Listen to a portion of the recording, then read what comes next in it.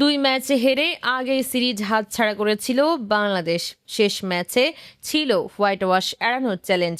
তবে ব্যাটারদের ধারাবাহিক ব্যর্থতায় সেখানেও হার এড়াতে পারেননি তাওহিদ হৃদয়রা। ৫৪ বল হাতে রেখে ৭ উইকেটের বড় জয়ে টাইগারদের হোয়াইট ওয়াশ করল রোববার চট্টগ্রামে। টসে জিতে আগে ব্যাট করতে নেমে নির্ধারিত ২০ ওভারে ৮ উইকেট হারিয়ে ১০৯ রান সংগ্রহ করে বাংলাদেশ। দলের হয়ে সর্বোচ্চ অপরাজিত ৬১ রান করেন তাওহিদ হৃদয়। জবাবে ১১ ওভারে ৩ উইকেট হারিয়ে জয়ের বন্দরে পৌঁছে যায় অস্ট্রেলিয়া।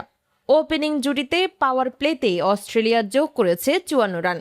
জশ ইংলিশ ১৭ রান করে ফিরলে ভাঙে উদ্বোধনী জুটি। প্রথম উইকেটটি নেন নাসুম আহমেদ। তারপর জয়ের মূল কারিগর ছিলেন অধিনায়ক ও ওপেনার মিচেল মার্শ।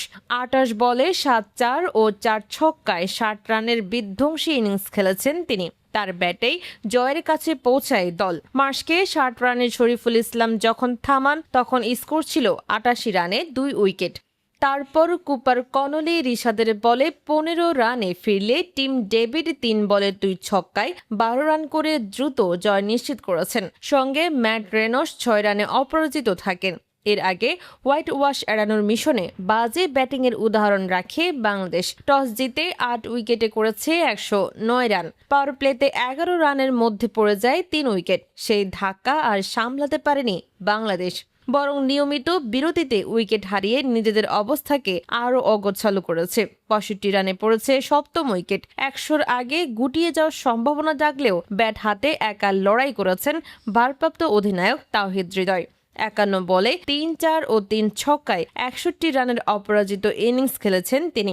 বাংলাদেশের পুরো ইনিংসের মূল ভিতটাই ছিল হৃদয়ের ইনিংস। দ্বিতীয় সর্বোচ্চ ১৬ রান করেছেন রিশাদ হোসেন। অস্ট্রেলিয়ার হয়ে ২টি করে উইকেট নেন স্পেন্সার জনসন, নাথান এলিস ও অ্যাডাম জাম্পা। একটি নিয়েছেন নিখিল চৌধুরী।